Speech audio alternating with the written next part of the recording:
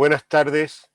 Es para mí un honor y un gran placer participar en el Congreso del Colegio Mexicano de Urología. Es una pena que no podamos encontrarnos cara a cara debido a la pandemia, pero en cualquier caso les envío un abrazo virtual a los amigos mexicanos. Yo voy a presentar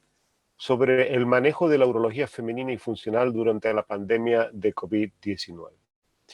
Y realmente a principios de marzo del año pasado, en pleno confinamiento por la pandemia, parecía que lo único importante eran los pacientes que padecían la infección por el COVID, olvidando que hay otras patologías que requerían atención rápida para no tener un desenlace fatal. Por ese motivo, la Asociación Europea de Urología, a través de los distintos comités del panel de las guías clínicas, estableció un informe rápido para determinar prioridades tanto desde el punto de vista diagnóstico como terapéutico, clasificando estas prioridades como baja prioridad, prioridad intermedia, alta prioridad o emergencia, urgencia. Desde el punto de vista diagnóstico, la Asociación Europea de Urología recomendaba diferir los problemas funcionales, únicamente evaluar la incontinencia urinaria cuando la sospecha de la causa de la incontinencia era una causa oncológica. Así pues, se cancelaron las consultas, los pacientes no venían al hospital, y comenzamos a realizar telemedicina, contacto telefónico con los pacientes. Con relación al tratamiento, la Asociación Europea de Urología recomienda incluso diferir el tratamiento conservador, etiquetándolo como de baja prioridad, y únicamente el tratamiento urgente es aquel que amenaza de forma clara la vida del paciente. Pero no solo recomienda diferir el tratamiento conservador, sino también el tratamiento farmacológico. Es a excepción de los pacientes que toman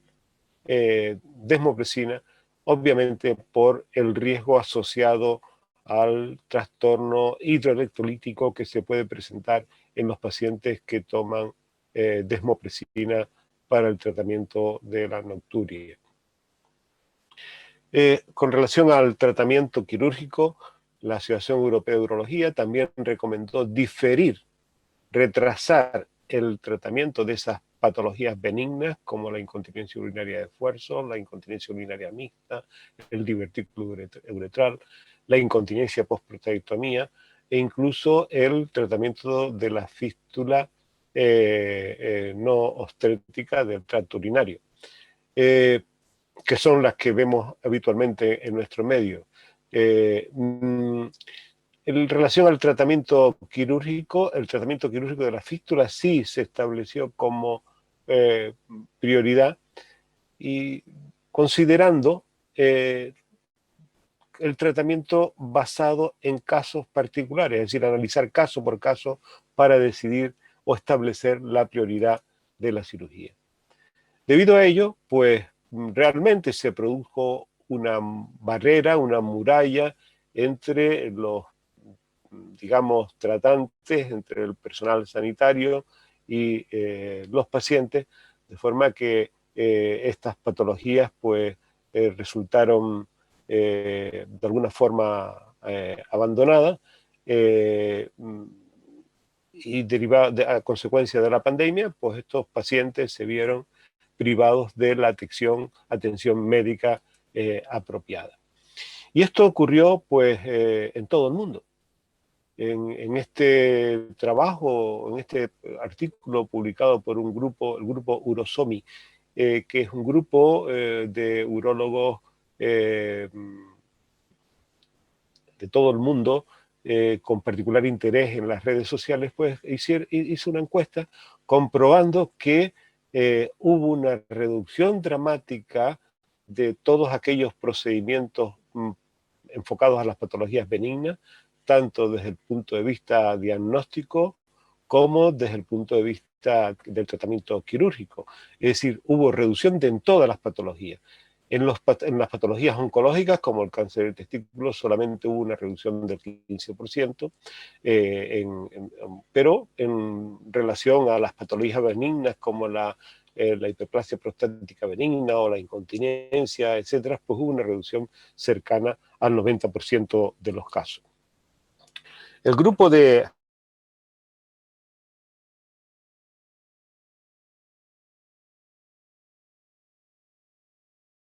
las prácticas urodinámicas durante la pandemia. Ellos efectivamente comprobaron el estudio anterior cómo se produjo un descenso dramático cercano al 90% de todas las patologías benignas, hiperplasias, urología femenina, urodinámica, flujometría, en fin, fue algo claro que hubo una parada de la atención en la patología benigna. Ellos concluyeron este estudio para orientar sobre las buenas prácticas urodinámicas que se debe tener en cuenta si la patología de base es de riesgo o no para establecer la prioridad de realizar estudio urodinámico, por ejemplo, en aquellos casos de vejiga con mala acomodación o presiones altas con riesgo de deterioro arterial al paciente, preferentemente telefónica, siempre descartar que el paciente tenga síntomas de COVID, equipamiento de protección individual según la normativa de cada centro y al objeto de evitar la transmisión, en vez de realizar el ejercicio de la tos para determinar la presencia o no de incontinencia urinaria de esfuerzo, o durante el estudio urodinamico, pues realizar maniobra de Valsalva. Otro estudio italiano demostró los mismos hallazgos de reducción dramática de la atención en patología benigna y concluyeron que este retraso, que incluía un claro incremento en las listas de espera quirúrgica, podría tardar un mínimo de 2 años y un máximo de 5 años en recuperarse, es decir, en la vuelta a la normalidad, lo cual da una idea de la grave repercusión que ha tenido la pandemia en las patologías benignas. Y otros lugares, otros países como estas recomendaciones de la Cleveland Clinic también establecieron prioridades a la hora de atender a los pacientes, considerados como emergencia o como no esenciales. Desde el punto de vista de la urología funcional, por ejemplo, se considera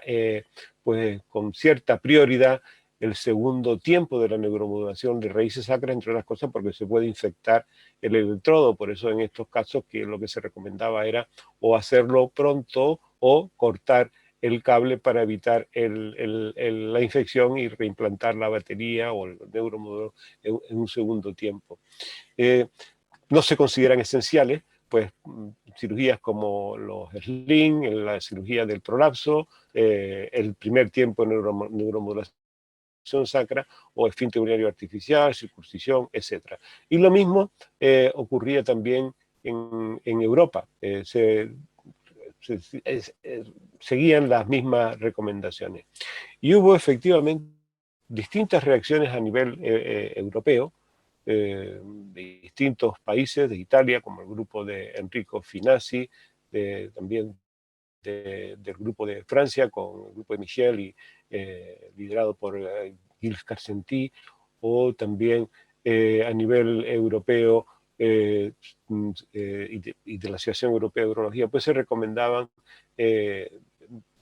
ciertas, digamos, instrucciones al objeto de evitar o de minimizar el efecto de la pandemia sobre la patología funcional, la urología funcional femenina y la neurología. Porque claramente la pandemia va a durar más de lo inicialmente pensado y es obvio que hay que dar cabida a los pacientes no oncológicos porque efectivamente van a tener secuelas y estas secuelas pueden ser importantes. Y claro, es importante considerar que si bien las patologías funcionales no matan, aunque sí pueden matar si no las detectamos y tratamos de forma apropiada, claramente sí tienen un enorme impacto en la calidad de vida. En España, el grupo de la Asociación Española de Cirujanos fue pionero en determinar otros parámetros a la hora de considerar, de establecer las prioridades, basándose en haciendo la estratificación en función de la ocupación de las camas de unidades de cuidados intensivos, porque ese era el problema fundamental que veían las autoridades, el colapso de los hospitales y el colapso de las unidades de cuidados intensivos. En un momento determinado, pues en alguna ciudad española, pues resultó que no había respiradores suficientes para atender a todos los pacientes que lo necesitaban, poniendo a los médicos en alguna ocasión en la dificilísima tesitura de elegir a quién ponían el respirador y a quién no le ponían el respirador. Es una situación extremadamente grave a la que nosotros nunca estuvimos acostumbrados. Basándose en la estratificación en función de la ocupación de UBI, pues se establecieron diversos niveles, como 1 normal, 2 alerta leve, 3 alerta media, 4 alta y 5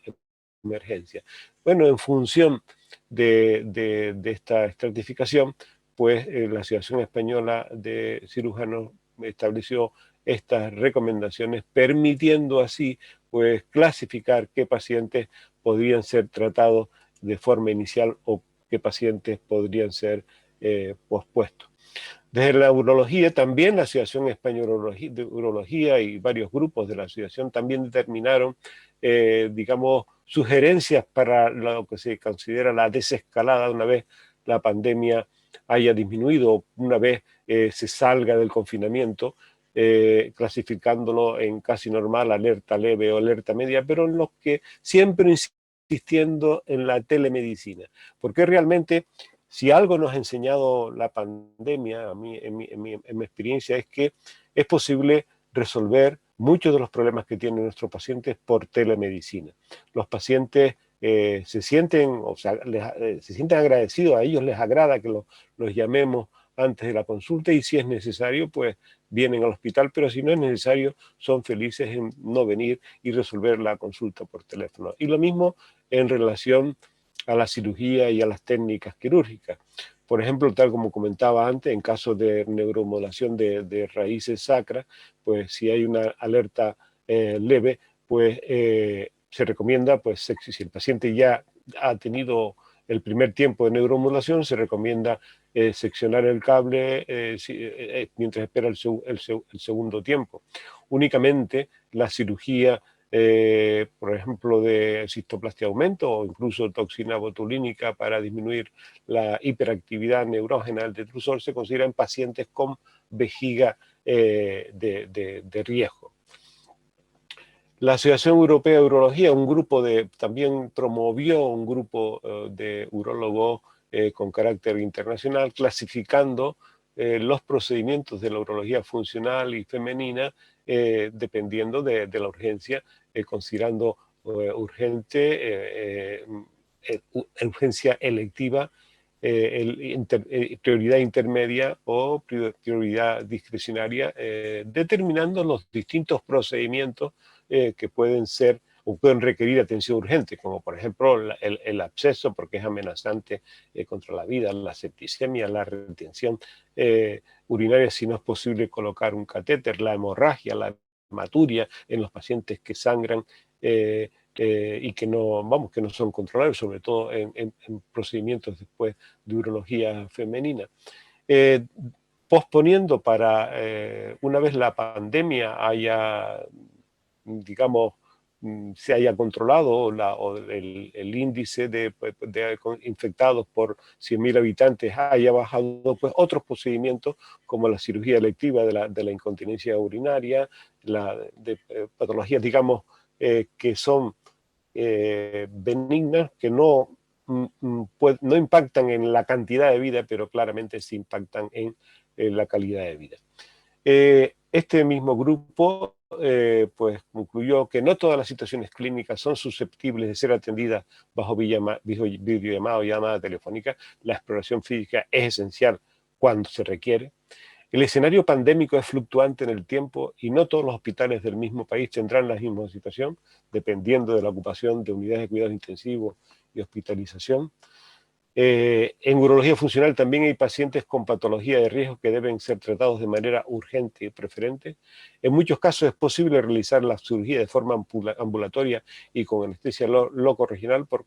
lo que el riesgo de infección hospitalaria y del personal es mayor. En mi hospital, inicialmente, después del confinamiento, pues se paralizaron las actividades, solamente las urgencias seguían funcionando, pero poco a poco comenzamos a asistir a los pacientes. Obviamente se produjo el mismo retraso, pero con la implementación de las vacunas, pues es de esperar que el número de contagios por 100.000 habitantes vaya descendiendo de forma paulatina y sea posible atender a mayor número de pacientes. También quisiera considerar el punto de vista de los anestesiólogos. Recomiendan que para la cirugía programada debe esperarse 10 días tras la finalización de los síntomas del COVID-19 en enfermedad leve o 15 o 20 días tras enfermedad grave.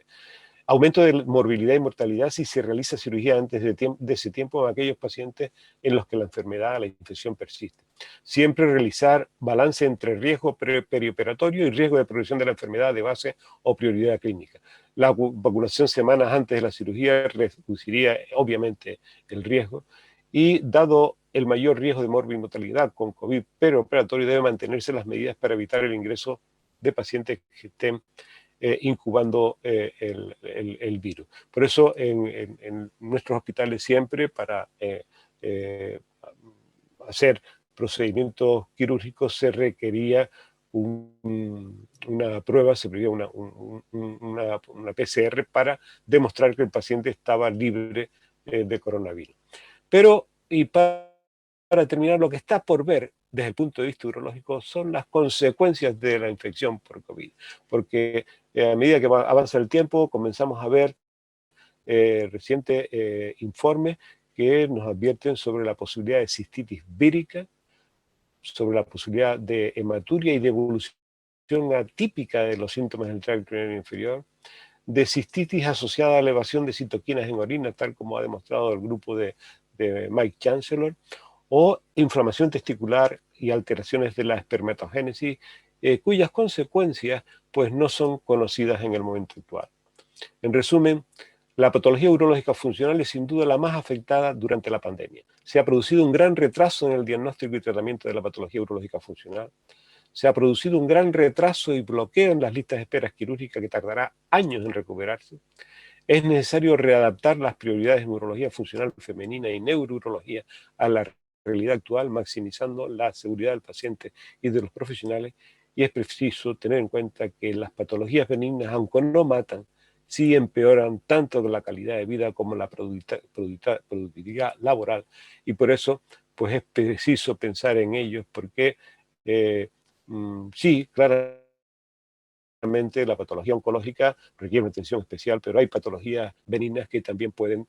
terminar en un desenlace fatal. Muchas gracias por su atención. Deseo a mis amigos mexicanos, al Colegio Mexicano de Urología, que tengan un magnífico congreso y obviamente que se mantengan seguros y que se recupere pronto la pandemia.